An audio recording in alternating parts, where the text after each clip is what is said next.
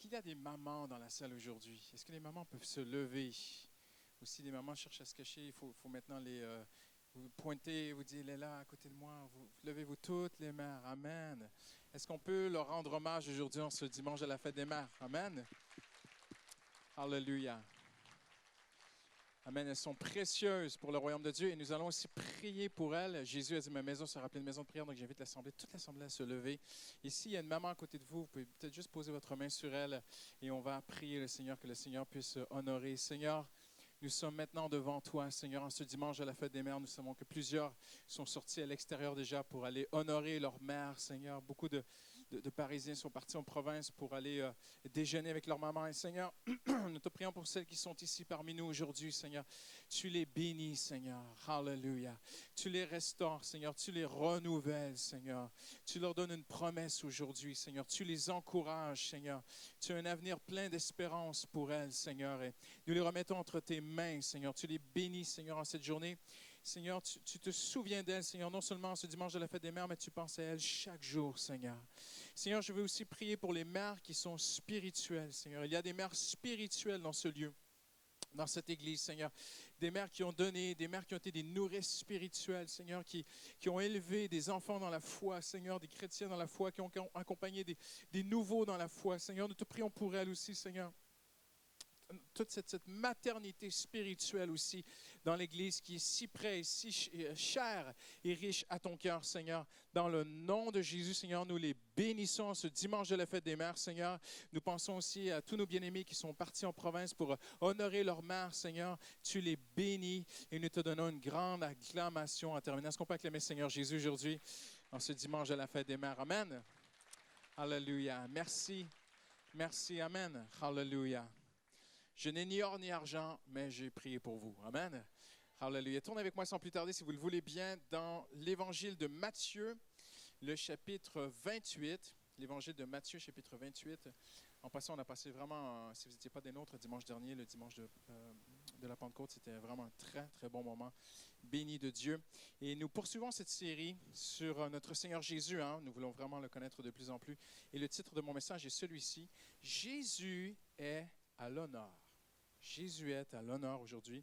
Matthieu, chapitre 28. J'aimerais, en guise d'introduction, il y a quelques semaines, j'étais aux États-Unis et j'ai pris connaissance d'un phénomène social assez important dans le milieu des chrétiens. Depuis peut-être le mois de janvier, il y a un chant chrétien qui a été composé par un jeune homme qui circule vraiment sur les réseaux sociaux. Ça a enflammé les réseaux sociaux aux États-Unis tellement que, vous savez, il y a plus de 50 millions d'Américains qui écoutent la radio chrétienne dans leur voiture tous les jours.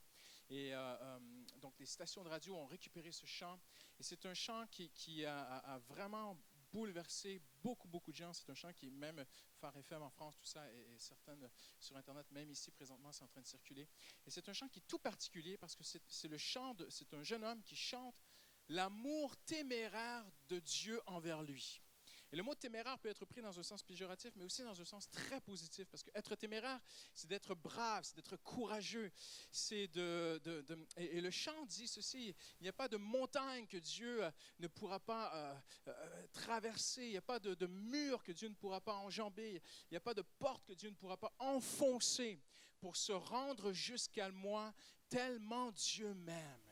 Et cet amour téméraire de Dieu, et ce chant, et même ma fille qui était là-bas aux États-Unis, on était là-bas pour assister à sa remise de diplôme, elle me disait, papa, j'ai fait un stage dans un centre de réinsertion sociale pour des femmes, parce que vous savez, les États-Unis, c'est vraiment un pays d'héritage chrétien. Donc, il est possible, dans la loi américaine, il est possible, plutôt que de purger une petite peine en prison, on peut la purger dans un centre de réinsertion sociale chrétien. Donc, il y a des femmes prisonnières qui, plutôt que d'être en prison, sont dans des centres chrétiens. Et ma fille a fait un stage là-bas. Elle m'a dit, papa, c'était assez émouvant parce qu'on voyait ces femmes qui avaient des vies brisées, des femmes qui avaient traversé des moments très difficiles dans leur vie, qui étaient là dans ce centre et qui écoutaient la radio chrétienne et qui les larmes sur leurs yeux concernant l'amour téméraire de Dieu pour elles. Et n'est-ce pas incroyable de découvrir que, vous savez, même dans la Bible, le premier chercheur, et ce chant a touché le cœur de millions de gens, parce que l'homme a besoin d'être aimé. Et de savoir que Dieu n'est pas un père fouettard, hein, parfois comme dans certains milieux, on peut le présenter, un Dieu, le courroux de Dieu, la colère de Dieu, mais Dieu est bon, Dieu est amour. Et Dieu nous aime tant qu'il nous cherche. Et saviez-vous que Dieu est le premier chercheur de la Bible? On va parler des chercheurs aujourd'hui, parce que nous sommes aussi des chercheurs. Le plus grand chercheur et le premier chercheur de la Bible, c'est Dieu. Parce que Dieu dit à Adam, dans le jardin d'Éden, il dit, « Où es-tu, Adam? » Et Dieu nous cherche. Et comme ce chant a vraiment touché beaucoup, beaucoup de monde, Dieu cherche l'homme. Mais pourtant, Dieu, quand on dit Dieu nous cherche, ce n'est pas dans un sens physique, parce que Dieu sait exactement où nous sommes. Et Dieu est tout près de nous, n'est-ce pas? Mais Dieu nous cherche dans un autre sens, dans un sens spirituel. On peut être physiquement près de Dieu. Vous êtes tout près de Dieu, vous ne vous en rendez pas compte, mais Dieu est juste là devant vous, juste à côté de vous. C'est juste qu'il est invisible, il est spirituel. Mais spirituellement, on peut être très, très, très loin de Dieu. Dans ses valeurs et dans sa façon de vivre et dans sa moralité, on peut avoir un rejet de Dieu, on peut être extrêmement loin de Dieu. Donc, qu'est-ce que la Bible signifie? Qu'est-ce qu'elle veut dire quand elle dit que Dieu te cherche et que Dieu me cherche? Eh bien, c'est un sens très particulier. Le psaume 14, 2 nous dit ceci, que Dieu parcourt toute la terre de son regard, n'est-ce pas? Et Dieu veut soutenir. Il cherche, la Bible dit, il cherche un homme qui soit intelligent. Si vous connaissez la suite, il y en a qui connaissent ce verset? La suite du verset. Dieu cherche un homme intelligent, un homme qui cherche Dieu. Dieu est le plus grand chercheur, il est le premier chercheur, mais il cherche quelque chose de précis. Il cherche un homme ou une femme qui va le chercher, qui va s'intéresser à lui. Et j'aimerais vous amener dans Matthieu chapitre 28, nous sommes à la fin de l'Évangile.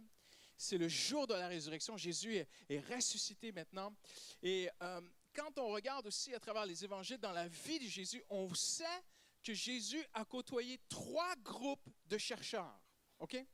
Maintenant, l'homme est tellement un chercheur, vous ne vous en rendez pas compte, mais vous êtes tous des chercheurs. On est toujours en train de chercher quelque chose. Quelqu'un était derrière tout à l'heure, il dit « cherche mes clés ». On cherche toujours quelque chose, n'est-ce pas? On cherche, on cherche, on cherche, on cherche. L'homme est un chercheur depuis le début des temps. Jamais l'humanité n'aurait pu se développer sans la recherche. On serait encore à l'état des hommes de Cro-Magnon si on n'avait pas cherché à améliorer notre qualité de vie. Mais parce qu'on cherche, on s'améliore. Dieu nous a créés, c'est notre nature. Ta nature, elle est plus forte que toi. Ta nature, c'est elle qui te pousse en avant. L'homme, c'est un chercheur. Vous êtes un chercheur, vous êtes poussé par une force à l'intérieur de vous et vous cherchez. On cherche une nouvelle recette, on cherche toutes sortes de... On est toujours en train de chercher quelque chose. L'homme est un chercheur. Même c'est très intéressant de voir qu'à vers la fin du Moyen Âge, en Angleterre, il y a un philosophe qui s'appelle Bacon, qui a écrit un ouvrage qui a grandement inspiré son époque, dans lequel il rêvait d'une cité de la recherche. Et il l'a appelé la cité de Salomon, parce que dans la Bible, Salomon, c'est le roi de la sagesse. Et un peu plus tard, lorsqu'on arrive au début de l'époque moderne, fin du 15e siècle, je ne sais pas si vous saviez, mais la première ville de l'histoire de l'humanité, c'est Paris, qui est la première au début de l'époque moderne, qui a dit il faut même institutionnaliser la recherche. Il nous faut des institutions, tant la recherche est importante. L'homme est un chercheur. Cherchez, cherchez, cherchez. On est tous en train de chercher. Saviez-vous que chaque seconde sur Google, Internet, dans le monde entier, chaque seconde, 70 000 recherches sont effectuées à chaque seconde. C'est pas incroyable, hein? Tout le monde est en train de chercher. Et Jésus a côtoyé aussi des chercheurs dans les évangiles. Mais maintenant, c'est très intéressant parce qu'il a côtoyé 3 types de chercheurs. Tous ceux qui sont venus vers Jésus, qui les cherchaient, on peut les classer en 3 groupes. Jésus les a adressés. Premièrement, Jésus adresse un premier groupe et il leur dit « Vous me cherchez parce que je vous ai donné à manger. » Intéressant. Vous me cherchez que parce que je vous ai donné à manger. Jésus avait multiplié le pain. Le lendemain, les gens reviennent, ils veulent manger encore. Et il y a un premier groupe de gens qui viennent à l'Église. Il y a des gens qui ne cherchent pas Dieu, mais il y a des gens qui cherchent Dieu. Et il y a un premier groupe de personnes, et j'espère que vous n'êtes pas dans ce groupe aujourd'hui, mais il y a des gens qui cherchent Dieu que pour leurs besoins matériels. Tu nous as donné à manger, alors on revient vers toi. Et maintenant qu'on a mangé, on retourne à qui on était. Et Jésus leur dit, vous me cherchez seulement parce que je vous ai donné à manger. Maintenant, je nuance. Oui, on est appelé à venir à Dieu et lui faire connaître tous nos besoins, matériels, spirituels, personnels, sociaux, tous tes besoins. Tu es appelé, la Bible t'invite à faire connaître tes besoins à Dieu. Mais la relation que Dieu veut avec toi dépasse le simple fait d'une transaction entre 2 personnes. Comprenez-vous qu'est-ce que je veux dire? Il est possible de vivre presque une relation presque commerciale avec Dieu, où je fais une prière, je lis la Bible, je viens au culte, je fais ceci, je fais cela, je prends la Sainte Seine, j'envoie quelque chose de positif, de ce que Dieu me demande, et puis en retour, il va me donner une bénédiction. Puis une fois que je l'ai, je m'en vais. Dieu veut quelque chose de beaucoup plus profond avec toi. Dieu veut une relation d'amitié avec toi. Ou même la Bible enseigne qu'on a maintenant, il l'a très bien dit aussi Bernard dans l'introduction de la Sainte Seine, maintenant nous avons tout pleinement en Jésus. Mais il y a ce premier groupe qui cherchait Jésus. Il y a des gens aujourd'hui qui vont à l'église seulement pour se faire dire qu'ils vont devenir riches, qu'ils vont améliorer leur qualité de vie, qu'ils vont être bénis, qu'il va leur arriver plein de trucs. Ils n'ont aucun désir de développer une amitié avec Dieu. Mais ils veulent soutirer plein de trucs de Dieu. Ma vie ira mieux si je m'approche de Dieu. Maintenant, c'est vrai, mais Dieu cherche quelque chose de plus profond. Il y a un deuxième groupe que Jésus a côtoyé, et c'est bien écrit, Jésus dit, vous me cherchez parce que vous voulez me mettre à mort. Wow! Il y a un deuxième groupe de personnes, aujourd'hui, on ne peut pas mettre à mort Jésus, il est mort et ressuscité, il est à la droite de Dieu, mais qu'est-ce que ça voudrait dire pour nous? Il y a des gens aujourd'hui qui cherchent, déjà, il faut voir dans le contexte, pourquoi les gens voulaient tuer Jésus? Parce qu'ils ne pouvaient plus l'entendre. Et aujourd'hui, il y a des gens qui veulent taire la voix de Dieu, cherchent à faire taire leur conscience. Jésus était la conscience céleste et divine incarnée sur terre. Et il y a des gens qui ne pouvaient plus soutenir la présence de cette conscience. Vous avez tous une conscience, mais l'Esprit de Dieu est venu pour aiguiser notre conscience. Et parfois, on fait des choses qui déplaisent à Dieu, on ne veut pas trop en entendre parler. Et j'aimerais vous inviter à ne pas être dans ce deuxième groupe, ne pas être de ceux qui cherchent à taire la voix de Jésus. Mais il y a un troisième groupe qui cherchait Jésus. Hallelujah. Et là, on arrive à Matthieu 28. 2 femmes. C'est pour vous, mes mamans, aujourd'hui, en cette fête des mères. Sûrement que ces femmes étaient des mères aussi. Le matin de la résurrection, 2 maris se lèvent. On va le lire ensemble, si vous le voulez bien, chapitre 28, verset 1er. Après le sabbat, comme le jour commençait à poindre le dimanche matin, Marie de Magdala et l'autre Marie se mirent en chemin pour aller voir la tombe. On arrête ici, premier verset. On n'a pas plus loin. N'allez pas plus loin. Vous êtes des vrais chercheurs. Hein? Vous êtes déjà plus loin. Elles se lèvent, elles vont à la tombe. Et j'aimerais vous dire, il leur était impossible d'aller à Jésus pour en tirer un bénéfice personnel. Parce qu'à leur esprit, il est mort. Son ministère est terminé. Les miracles sont finis. Les paroles de la vie éternelle qui sortent de sa bouche, tout est terminé. Être dans sa présence merveilleuse, tout est terminé. Il est impossible que ces femmes fassent partie du premier groupe qui cherche à soutirer quelque chose de Jésus parce qu'elles ne s'y attendent pas. Vous et moi, on sait qu'il est ressuscité, mais elles sont convaincues qu'il n'est pas ressuscité. Qu'est-ce qui fait lever 2 femmes un matin pour même, peut-être, il y a même un risque, elles savent qu'il y a l'Empire romain, elles savent qu'il y a les pharisiens qui gardent le tombeau, elles savent que vraiment il y a tout ce risque de mort. Il y a 3 jours, on a tué leur maître et la ville est sans dessus-dessous. Qu'est-ce qui pousse 2 femmes à tout préparer avant la Pâque, tous les aromates, tous les bandages, pour aller embaumer le corps du Seigneur? Et le matin, très tôt, au lever du jour, elles se lèvent alors que les gens dorment encore et elles s'approchent du tombeau. Qu'est-ce qui motive ces 2 femmes à venir voir Jésus alors qu'elles ne s'attendent plus à rien de lui? On se dit les vraies choses, hein? Elles ne peuvent pas s'attendre à lui. J'ai raison. C'est vrai, hein? Eh bien, je vois une seule raison. L'honorer. Je ne peux pas croire que mon sauveur, mon maître, celui qui a tout donné pour moi, qui va terminer comme ça dans un tombeau, il faut lui donner tous les honneurs dont il a besoin. Et alors qu'elle s'approche du tombeau, et ça, je vais vous montrer 2 vérités extraordinaires aujourd'hui. Lorsque on fait partie du 3e groupe, et le 3e groupe, c'est les gens qui cherchent Jésus pour l'honorer. Seigneur, oui, j'ai besoin de toi, mais je n'ai pas seulement besoin de toi pour mes besoins personnels. Oui, j'ai des besoins matériels, sociaux, spirituels, peu importe tes besoins psychologiques, physiques, passés, présents, futurs. Dieu a promis de répondre à tous nos besoins. Mais il y a un risque. C'est que, Seigneur, ton nom est invoqué sur moi. Avez-vous déjà réfléchi à ça si vous êtes chrétien? Vos voisins vous voient, vos collègues vous voient, votre famille, vos proches vous voient. Si ton Dieu te laisse tomber, que diront-ils? Et à un moment donné, il y a un cri qui monte dans le cœur du chrétien. C'est pas seulement, Seigneur, pour moi que je veux que tu m'aides. C'est pour toi. Seigneur, aide-moi pour ton nom. Vous êtes avec moi ou je suis seul? Amen. Et à un moment donné, il y a ce désir que Dieu agisse pour l'honneur de son nom. Et la seule chose qui peut motiver deux femmes à s'approcher de ce tombeau et de ces redoutables guerriers romains et de venir et de vouloir avoir l'accès pour embaumer et terminer selon toute la tradition de l'époque, c'est de vouloir honorer Jésus. Maintenant, je vais vous montrer deux choses extraordinaires. Quand Dieu trouve un homme ou une femme qui veut honorer son nom, Dieu va faire deux choses que l'on voit dans le texte ici. Il en fait beaucoup d'autres, mais deux choses ici que le texte nous révèle. Dieu relève ceux qui cherchent à l'honorer. Et Dieu se révèle à ceux qui cherchent à l'honorer. Mais premièrement, Dieu relève ceux qui cherchent à l'honorer. Suivez-moi bien. La scène est incroyable. On arrive au verset 2. Et on va le lire ensemble. Le verset 2, ça dit ceci. Tout à coup, maintenant, souvenez-vous de tout à coup parce qu'il apparaît deux fois dans le texte. Il y a deux fois tout à coup quelque chose de soudain arrive. Voici qu'il y eut un violent tremblement de terre. Un ange du Seigneur descendit du ciel, s'approcha de la tombe, et j'imagine lorsqu'il met le pied par terre, ça fait un tremblement de terre. Il roule la pierre de côté, s'assoit sur la pierre. Il avait l'apparence de l'éclair, ses vêtements étaient aussi blancs que la neige, il est éclatant de lumière. Les gardes furent saisis d'épouvante, ils se mirent à trembler et devinrent comme morts. Une autre traduction dit littéralement, ils s'effondrèrent par terre, ces soldats. Incroyable. Regardez-moi ici maintenant. Vous êtes des chercheurs, regardez-moi quand même. Quelle scène!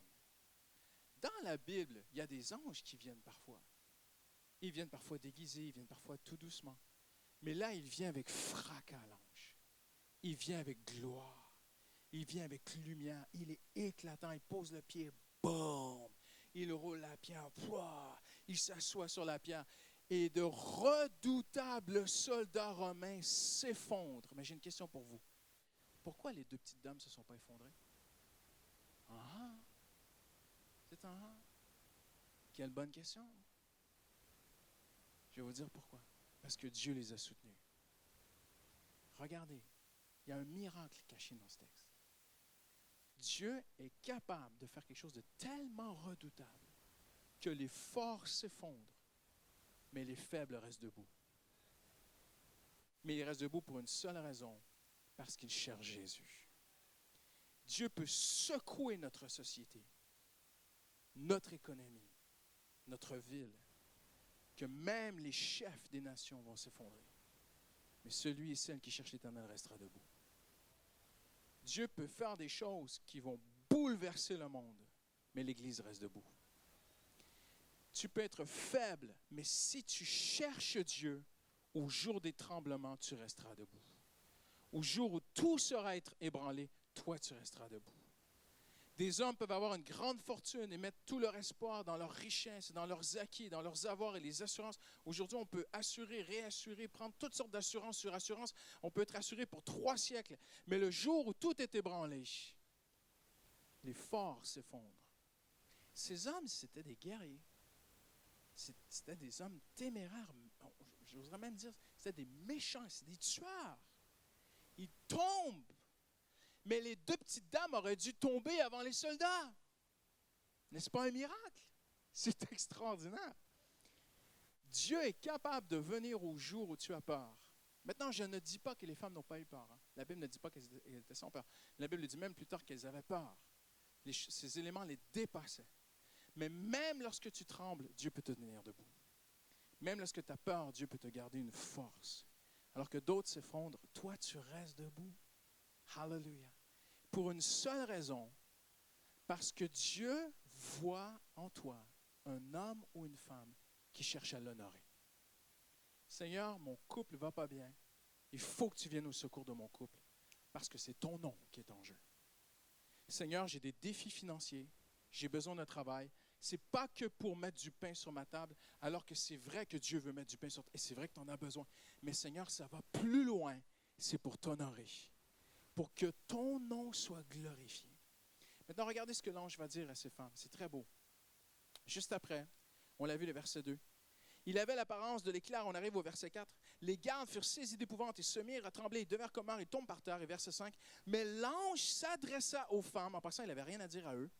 Il dit aux femmes, vous, mais vous, regardez bien. Tournez-vous à la personne à côté de vous et dites-lui, mais toi, c'est à toi que Dieu veut parler aujourd'hui. Mais vous, n'ayez pas peur, car je sais que vous cherchez Jésus. On arrête juste ici. Pour aller beaucoup plus loin, mais on va arrêter là. Quelle promesse! On vit dans des temps difficiles, tu peux passer par des moments difficiles. Et même, n'est-ce pas le psaume 91 qui dit, même si 1000 à ta droite ou 10 000 à ta gauche tombent, hein? Garde tes yeux sur Dieu. Toi, tu ne tomberas pas. Et l'ange dit, mais vous n'avez rien à craindre parce que vous êtes le peuple de Dieu. Non. Parce que vous allez à l'église le dimanche. Parce que vous étudiez la Bible, vous faites des cours bibliques. Non. Vous évangélisez. Mais vous n'avez rien à craindre parce que vous êtes vraiment à un niveau de sainteté vraiment exceptionnel, mesdames. Non. Mais vous n'avez rien à craindre parce que vous cherchez Jésus. Écoutez-moi, l'ange est venu du ciel. Il a dit une parole du ciel. Ce n'est pas le pasteur. Moi, je fais que vous transporter la parole. C'est Dieu qui parle. C'est le ciel qui s'ouvre. Et c'est Dieu qui établit un principe, qui révèle un principe fondamental du royaume des cieux. Dieu cherche quelqu'un qui cherche Jésus. Il va le protéger, il va le bénir, il va le garder debout. Ça, c'est un principe fondamental. Vous n'avez rien à craindre parce que vous cherchez Jésus. Dieu ne dit rien pour rien. Dieu ne parle jamais de façon légère, nous souvent. Mais quand Dieu parle, c'est le ciel. Et là, il y a une révélation céleste. Mais toi, parce que tu as un cœur qui cherche Jésus, toi, tu n'as rien à craindre. Tout le monde cherche quelque chose. Tous des chercheurs. On poursuit tous quelque chose. Certains cherchent à améliorer leur carrière, d'autres cherchent à toutes sortes de choses. Et regardez un peu comment Dieu travaille. Dieu est tellement souverain. Que pouvons-nous dire? Il nous a créés, il a créé toute la nature, toute la terre, et tout se passe selon les lois que Dieu a établies. Je ne parle pas de la pollution et des règlements climatiques, ça c'est les folies des hommes. Mais regardez comment Dieu a fait les choses. Dieu a mis tout ce que la nature a besoin, tout ce que la création a besoin, tout est déjà là. Et tous les animaux, aucun animal peut rester dans son petit nid et la nourriture va lui tomber dessus. Personne ne fait ça. C'est vrai, hein? Que les petits oisillons. Mais à un moment donné, la maman oiseau, qu'est-ce qu'elle fait? Elle les pousse en bas du nid. Tu vas apprendre à aller chercher les petits vers de terre. C'est vrai, hein? Dieu a tout mis, mais il faut aller chercher. Toute la nature fonctionne comme ça. Tous les animaux fonctionnent comme ça. Les hommes fonctionnent comme ça. Dieu a mis tout ce que les êtres humains ont besoin. Tout est là, mais il faut aller le chercher. Ah. Donc, interdit aux feignants. Il faut se lever. Il faut se bouger. Il faut chercher. Mais que Dieu nous ouvre les yeux. C'est un principe du royaume de Dieu. C'est un principe même de la planète Terre. Dieu a mis, mais il faut aller chercher. Il faut chercher. Dieu, avez-vous déjà pensé à ça? Dieu a mis des diamants, de l'or, des rubis. Il les a cachés sous terre. Et l'homme doit creuser. C'est quand même assez impressionnant comme système que Dieu a pensé. Dieu qui a pensé à faire ça. Dieu aurait pu faire pousser les diamants dans les arbres. On va les mettre sous terre. On va bien enfouis. Et c'est ceux qui cherchent plus qui auront les diamants. Ça marche comme ça avec Dieu. Aujourd'hui, on ne cherche plus de l'eau. On va chercher des bouteilles de l'autre côté de la rue. Mais il y a une époque où il fallait creuser pour trouver de l'eau, sinon on mourait. Et on le voit avec Abraham et d'autres hommes dans la Bible, et même encore aujourd'hui dans certains pays, c'est comme ça. On creuse. Je me souviens, nous, on avait levé des fonds pour payer des puits en Afrique, et des hommes, quand ils ont reçu l'argent, se sont mis à... Qu'est-ce qu'ils ont fait? Ça n'a pas été long, hein? Ils savaient qu'il y avait de l'eau. Ils se sont mis à creuser. Et à un moment donné, l'eau est sortie. J'ai vu ça de mes yeux quand j'étais sur Haïti, missionnaire. La foreuse arrive, on a levé des fonds, la foreuse, elle arrive. Et puis, tu as tout le village qui vient, et on fort, et on fort, et on fort. Et ça commence à 5 heures le matin. Et tout à coup, en fin d'après-midi, j'étais là. Le pasteur m'a dit, viens, vers 15 heures, on sait qu'on va trouver l'eau. Et tout à coup, l'heure arrive, et l'eau jaillit. Tout le village danse. Mais l'eau a toujours été là. Saviez-vous que l'une des plus grandes nappes phréatiques au monde est sous le désert du Sahara? Kadhafi l'a trouvé. C'est vrai.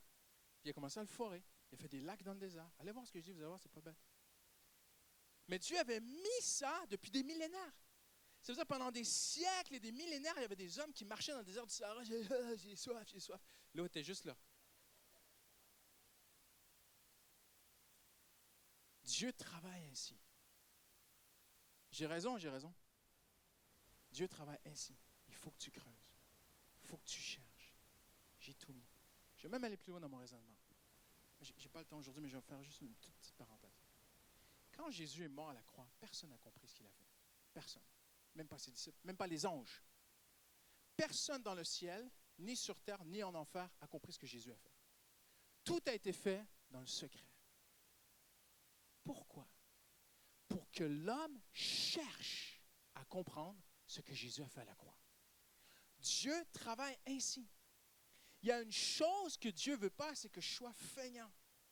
Christian, tu vas te lever, tu vas chercher ton Dieu, tu vas chercher du travail, tu vas chercher une femme, tu vas chercher quelque chose.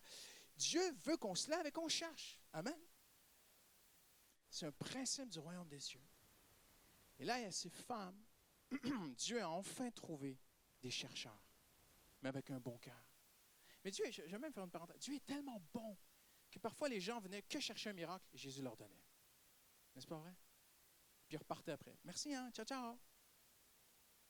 Mais Dieu veut plus. Dieu aspire à plus. Et ces femmes cherchent Jésus pour l'honorer. On veut notre Seigneur, on veut l'embaumer, on le cherche pour l'honorer. Et croyez-moi, ça c'est le top. Quand Dieu trouve un homme qui cherche Jésus pour l'honorer, il va le bénir. Le ciel va frapper, il va se passer quelque chose, Dieu va être au rendez-vous pour toi. Amen.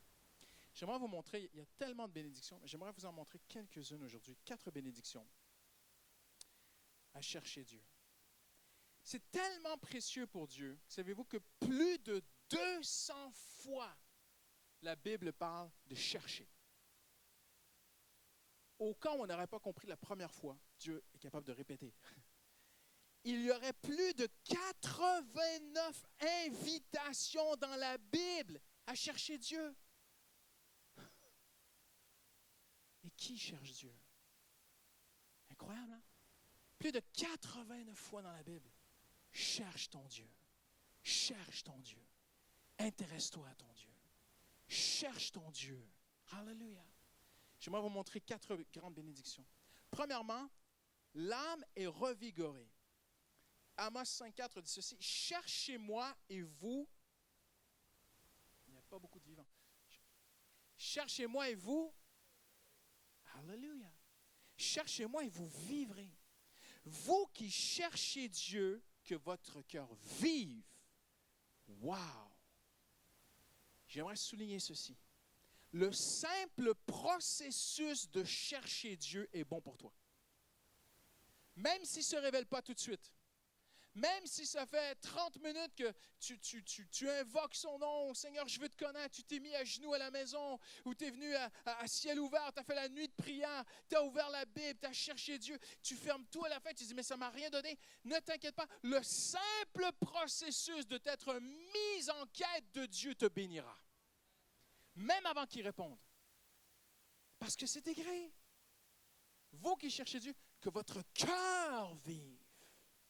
Il y a des moments où Dieu ne nous parle pas. Et parfois, pendant des jours, Dieu ne nous parle pas. Mais on continue à le chercher. On continue à l'adorer. On continue à lui rendre grâce. On continue à lui amener nos requêtes et nos besoins. On continue à chercher dans la parole. Parfois, ça peut mettre des semaines avant que Dieu réponde à un besoin. Ça peut mettre des semaines avant que Dieu réponde à une question. Mais le processus pendant ces semaines est bon pour toi. Il est bon de chercher l'Éternel. vous qui cherchez l'Éternel, que votre cœur vive. Quelle promesse!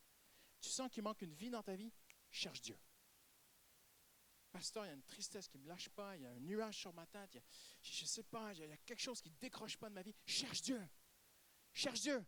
Je peux comprendre que tu as besoin d'un conseiller, je peux comprendre que tu as besoin d'aller consulter quelqu'un qui t'écoute et qui parle avec toi et tout ça, mais il y a des limites à ce que les hommes peuvent faire dans la vie d'un homme. Avant tout, cherche Dieu. S'il vous plaît. Deuxième bénédiction. L'intelligence est révélée. Ceux qui cherchent l'Éternel comprennent tout.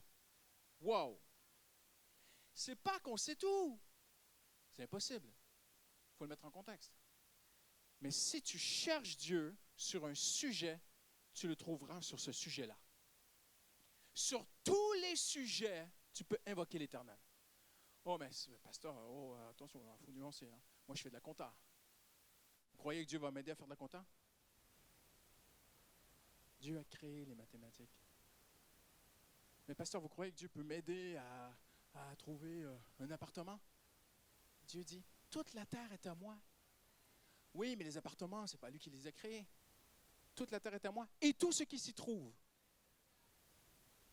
Mais j'ai des ennemis. Est-ce que Dieu peut enlever mes ennemis? Non, mais lis la Bible. Dieu fait que ça.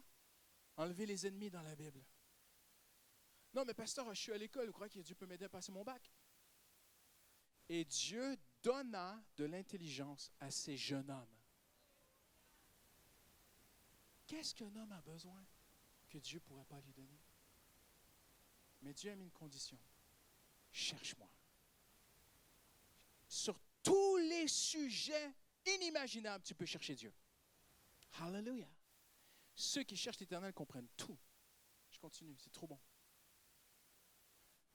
Les besoins, il va trop vite là. Les besoins sont pourvus. Tous les besoins sont pourvus. Matthieu 6, 33. Vous connaissez ce verset? Cherchez d'abord. Eh bien voilà. On va arrêter le culte, c'est bon, on peut rentrer. Vous connaissez la Bible. Cherchez d'abord le royaume des cieux. D'abord. D'abord. Avant tout. Mais qu'est-ce qu'on cherche? Plein de trucs. Et dans le lot, on cherche aussi un peu quand même le royaume des cieux en même temps. Non, d'abord. Mais pasteur, pourquoi Dieu ne me répond pas? Parce qu'il n'est pas d'abord. Pourquoi je retombe toujours dans ce truc? Pourquoi je ne m'en sors pas? Parce qu'il n'est pas d'abord. Si ça ne marche pas, c'est jamais la faute de Dieu. Romain dit que Dieu se tourne pour juste et tout homme pour menteur, car l'Éternel est fidèle. Si les principes du royaume de Dieu ne marchent pas dans ma vie, ce n'est pas la faute de Dieu. Il faut que je regarde ici. Si je cherche d'abord le royaume des cieux, Jésus a dit, toutes ces choses vous seront données en surcroît, par-dessus. Jésus n'a pas dit quelque chose, certaines choses. Jésus a dit tout. Et le contexte, il faut d'abord prendre le texte dans son contexte. Le contexte, c'est des besoins matériels. Ça veut dire, je ne suis pas en train de dire que tu fais une semaine de jeûne et prière quand tu as besoin de chercher du travail. C'est parce que, non, attention. Mais tu te lèves, tu cherches la face de Dieu, puis après tu cherches du travail. C'est vrai? Quand j'étais jeune, mon père me disait, Christian, tu cherches du boulot, tu vas te remettre à plein temps pour chercher un travail à temps plein. Je me levais, je faisais ma gamelle, et j'allais chercher du boulot. Je passais tout mon temps à chercher du travail. C'est pas devant une PlayStation, machin, que tu vas trouver du travail. Et c'est pas non plus en passant 40 heures dans la Bible par semaine. Il y a des gens qui sont devenus tellement spirituels, Dieu va me donner du travail, ça ne va pas tomber du ciel. Il faut trouver un équilibre. Tu vas chercher du travail. Mais d'abord, tu cherches le royaume de Dieu. Et en cherchant du travail, Dieu peut t'aider. Amen. Tous nos besoins matériels sont pourvus si on cherche d'abord le royaume des cieux. Et quatrièmement, Dieu répond concrètement. Petite erreur, ce n'est pas Marc, c'est Matthieu. Toute petite erreur. Souvenez-vous de ces deux textes. Moi, je les garde toujours. Ils sont toujours pas loin, ces deux textes. Dès qu'il y a des doutes, dès qu'il y a des combats, dès qu'il y a des moments difficiles, je les brandis comme un bouclier de foi. Matthieu 6, 6, Hébreux 11, 6. Très facile à s'en souvenir. Matthieu 6, 6, Hébreux 11, 6. Ils ont quelque chose en commun. Matthieu 6, 6, Jésus dit, quand tu pries, va dans ta chambre, et ton Père qui est là te le rendra. C'est vrai? On a traduit rendra, mais dans le grec, c'est pas rendra, si on te paiera. Wow! Ah, je vais faire de l'argent avec Dieu. Pas nécessairement. Quand tu pries, ce que Jésus essaie de nous dire, c'est payant. Ça rapporte. Dieu répond tellement concrètement que si tu vas dans ta chambre et tu cherches Dieu, tu le cherches pour des choses précises, Dieu va te répondre sur ce sujet-là précisément. Matthieu 6, ton Père qui est dans le secret te le rendra, te paiera. C'est une vraie rémunération. Hébreux 11:6, or, celui qui s'approche de Dieu doit croire qu'il existe, qu'il est le rémunérateur de ceux qui le cherchent. C'est le même sens, exactement le même sens. Jésus dit, ton Père te paiera, c'est payant, chercher Dieu, tu gagneras toujours, tu ne perdras jamais ton temps à chercher Dieu. Ce ne sera jamais une perte de temps. Jamais, jamais, jamais, jamais. Au final, même si c'est long, même si tu peux avoir l'impression que ça ne sert à rien, au final, tu gagneras. Tu gagneras au final, toujours. Jésus dit, ton Père te paiera et te le rendra que tu as cherché la face de Dieu. Mais Hébreux 11:6 dit, il est le payeur de ceux qui le cherchent. Ce ne sera jamais perdu de chercher la face de Dieu. Jamais. Envers et contre tous, c'est la vie et la mort, croyons que quand on s'approche de Dieu, Dieu est le rémunérateur de ceux qui le cherchent. Amen. Et je termine avec ceci. Tranquillement, les musiciens peuvent s'approcher. On va s'approcher de Dieu tranquillement. Mais il y a ces bénédictions qui sont extraordinaires, qui sont là. Parce que Dieu cherche un homme qui cherche à honorer Jésus. Et alors que ces femmes, et c'est tellement beau, alors que ces femmes cherchent à honorer Jésus, l'ange vient, l'ange leur dit, vous n'avez rien à craindre, car je sais que vous cherchez Jésus. Elles repartent, suivez-moi bien. Elles sont dans un état émotif indescriptible. La Bible dit, autant elles sont dans la joie, autant elles sont dans la peur. Et je vais lire ensemble. Verset 8. Regardez avec moi. Elles quittèrent le tombeau en hâte, tout effrayées, mais en même temps remplies d'une grande joie. Et elles coururent porter la nouvelle. Donc, imaginez la scène. C'est le genre de scène de quelqu'un qui est hyper excité. Elles partent comme des flèches. Là, tu dis, mais comment est-ce que Jésus pourrait leur parler à ce moment-ci? Elles sont tellement excitées. Et la Bible dit, tout à coup, Jésus lui-même vint à leur rencontre. Il y a deux tout à coup dans ce texte. Elles cherchent Jésus, l'ange vient, tout à coup. Elles retournent, mais elles ne s'en rendent pas compte. Mais leur besoin n'est pas rencontré. Elles ne cherchaient pas un ange. Elles cherchaient Jésus. Un ange, le mot ange signifie messager. Rencontrer un messager ne suffit pas. Je ne dis pas que les pasteurs, on est des anges. Mais on est des messagers. Rencontrer un messager ne suffit pas. Il faut rencontrer Jésus. Un chrétien, c'est quelqu'un qui a rencontré Jésus encore et encore et encore et encore. Un chrétien, c'est quelqu'un qui cherche Jésus encore et encore. Et alors qu'il cherche Jésus, Jésus le trouve. Vous ne pouvez pas trouver Jésus, mais il se laisse trouver.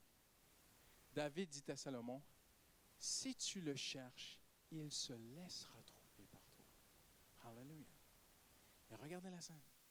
Elle part toute excitée, en courant et tout. Jésus vint à leur rencontre. Et il leur dit même, en araméen, ce qu'il leur dit, c'est « Hey, joie !» C'est une façon de dire « Réjouissez-vous ». Tu vois? Et elle s'approche, elle se calme. Écoutez-moi bien. Il n'y a aucune circonstance hors de contrôle pour Jésus. Aucune. Elles sont toutes excitées et en un instant, Jésus calme leur esprit. Personne n'est hors de portée de Jésus. Il peut s'approcher de toi quand tu es en prière, mais il peut te visiter n'importe où, n'importe quand. Le Seigneur peut s'approcher de ton cœur, il peut calmer ton cœur, il peut toucher ton cœur, il peut répondre à ton cœur, n'importe où, n'importe quand. Mais il y a une chose qui est du ciel, c'est que si tu cherches Dieu de tout ton cœur, il va venir. Il va se révéler à toi. J'aimerais te dire ceci en terminant. Tu as besoin de Jésus. Il n'y a personne qui peut faire ce que Jésus fait lui-même lorsqu'il s'approche de nous. Et alors que Jésus s'approche d'elle et qu'il vient et qu'il leur parle, elles réagissent d'une façon extraordinaire. Elles viennent à ses pieds et elles ne peuvent que l'adorer. Hallelujah. Elle se prosterne, elle lui étreigne les pieds et il se laisse étreindre les pieds. Et la Bible dit, elle l'adora. Attends, ce n'est pas n'importe qui. C'est Jésus ressuscité. C'est le Fils de Dieu. C'est le Prince de la paix. C'est le Roi des rois. C'est le Seigneur des seigneurs. C'est le royaume des cieux. Quand Jésus dit, cherchez d'abord le royaume des cieux, c'est Jésus le royaume des cieux. C'est théologiquement prouvé. Jésus est, écoutez-moi bien, si vous n'avez pas encore compris, c'est super important. Jésus est tout ce que tu cherches. Tout. Il peut pourvoir à tes besoins matériels, mais tu as un besoin spirituel. C'est que lui, c'est sa présence. Tu peux avoir tous les amis du monde, mais Jésus, seul, peut remplir le vide. Blaise Pascal n'a pas dit qu'on avait un vide. Hein? Blaise Pascal a dit qu'on avait un gouffre infini. Qu'il fallait seulement un Dieu infini pour remplir un gouffre infini. Il n'y a que Jésus. Je ne peux pas être plus simple, mais je ne peux pas être plus vrai. Il n'y a que Jésus qui peut combler ta vie. Même pas un mari, même pas des enfants. Toutes les joies que ce monde peut te donner, à un moment donné, te laissent vide. J'ai une épouse merveilleuse. Elle me manque aujourd'hui, elle est en voyage. Mais il y a quelque chose que ma femme ne peut pas faire. Il y a quelque chose quand je vais vers Jésus, que lui fait en moi, qui est inexplicable. Quand il fait juste s'approcher de moi spirituellement, je te dis, je ressuscite.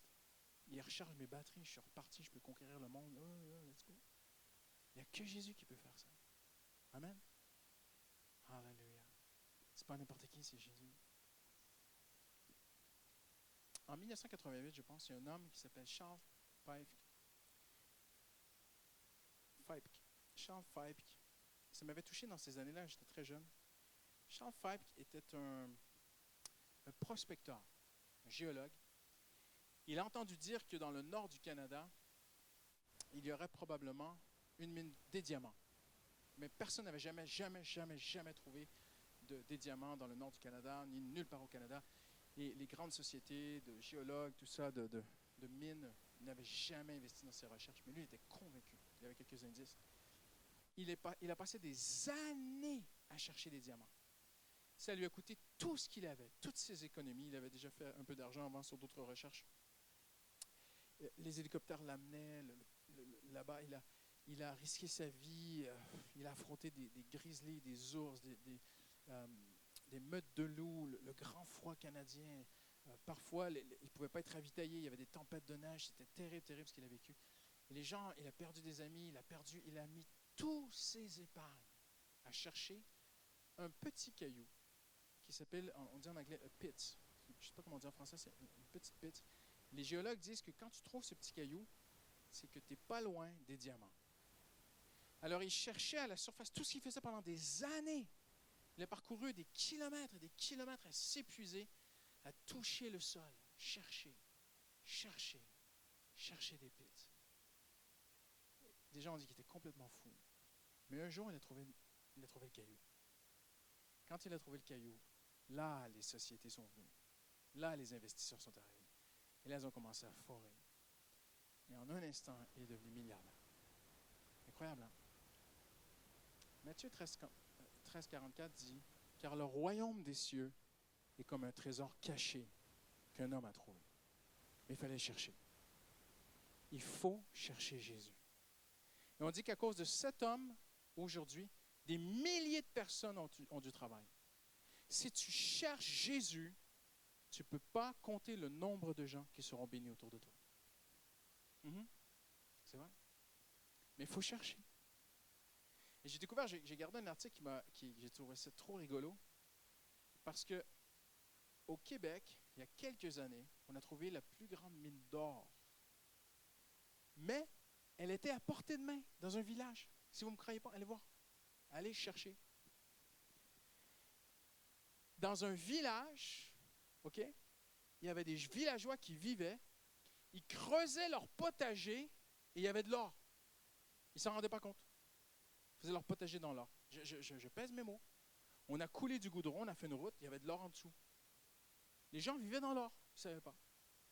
Comment est-ce possible de passer toute ta vie assis, et même sur la fiche, la tête d'affiche des journaux, on voyait un papy barbu assis devant sa maison et ça disait, il a passé sa vie assis sur l'or et il ne le savait pas. Impressionnant, hein? Comment on peut faire ça? Pour une simple raison, il ne cherchait pas, il ne croyait pas. Mais un jour est débarqué dans le village des géologues, des chercheurs, qui ont dit, à quelques kilomètres, il y a une mine d'or. On s'est dit, peut-être qu'il y aurait de l'or ici. Les gens disent, oh non, mais pas ici. On commençait à creuser, à portée de main, sous le sol, il y avait de l'or. Les sociétés minières, parce que c'est propriété d'État en fait, les sociétés minières ont démonté le village au complet, transporté le village, ils en ont fait une mine d'or. Écoutez-moi là, à votre portée, il y a plus que de l'or. C'est Jésus. Mais il faut chercher sa face. Amen. J'ai une question pour vous aujourd'hui. De quel groupe allez-vous être? Allez-vous être de ceux qui cherchent que pour nourris-moi, Seigneur, puis après, ciao, ciao. Allez-vous être de ceux qui cherchent à faire taire la voix de Jésus? Ou allez-vous être de ceux qui cherchent à l'honorer? Et si vous cherchez à honorer Jésus, Dieu va venir. Dieu va vous relever et Dieu va vous révéler. Amen. On peut se lever en terminant. Malheureusement, il n'y a pas la place pour faire un appel, mais là où vous êtes, j'aimerais t'inviter aujourd'hui à t'engager dans cette quête, à dire, Seigneur, fais de moi un chercheur. Seigneur, aide-moi à chercher ta face. Je veux être un homme, je veux être une femme qui cherche la face de Dieu. Hallelujah. Un homme et une femme qui cherchent son Dieu en terminant aujourd'hui. Hallelujah. Si vous le pouvez, si votre santé vous le permet, levez les mains vers le Seigneur Jésus maintenant et dites-lui, Seigneur, je veux te chercher, Seigneur. J'ai besoin de toi, Seigneur. Mais je veux te chercher. J'ai tout pleinement en toi, Seigneur. Hallelujah. Hallelujah. Hallelujah. Jésus a dit, cherchez d'abord. Jésus a dit, celui qui cherche, trouve. Cherchez et vous trouverez. Le royaume des cieux est comme un trésor caché qu'un homme a trouvé parce qu'il cherchait. Dieu est le rémunérateur de ceux qui le cherchent. Peut-être dis-tu aujourd'hui, mais mes besoins personnels n'ont rien à voir avec ce que tu as dit, pasteur. Mais oui, au contraire. Cherche Dieu, car c'est rien pour Dieu répondre à tous tes besoins aujourd'hui. Hallelujah. Hallelujah. Prenons un instant en terminant juste pour chercher sa face, juste pour invoquer son nom. Simplement pour lui dire, Seigneur, je vais chercher ta face, Seigneur. Seigneur, aide-moi à chercher ta face cette semaine, Seigneur. Attire-moi à toi, Seigneur. Ramène-moi, Seigneur. Peut-être que tu dis, mais je ne sais même pas comment m'y prendre. Comment je fais pour chercher Dieu? Dans la Bible, dans sa parole, dans sa présence. Donne de l'attention à Dieu. Dieu a donné la Bible pour que tu cherches Dieu. Utilise ta voix, invoque Dieu. C'est tellement simple. Juste avec la simplicité de ton cœur, cherche Dieu. Il n'y a pas de méthode. Il n'y a pas de secret. Tel que tu es, cherche Dieu. Et Jésus viendra à ta rencontre. Alléluia. Jésus est venu à leur rencontre. Jésus vient encore aujourd'hui à la rencontre de ceux qui le cherchent. Alléluia. Seigneur, nous voulons te chercher, Seigneur. Nous t'aimons, Seigneur. Alléluia. Alléluia.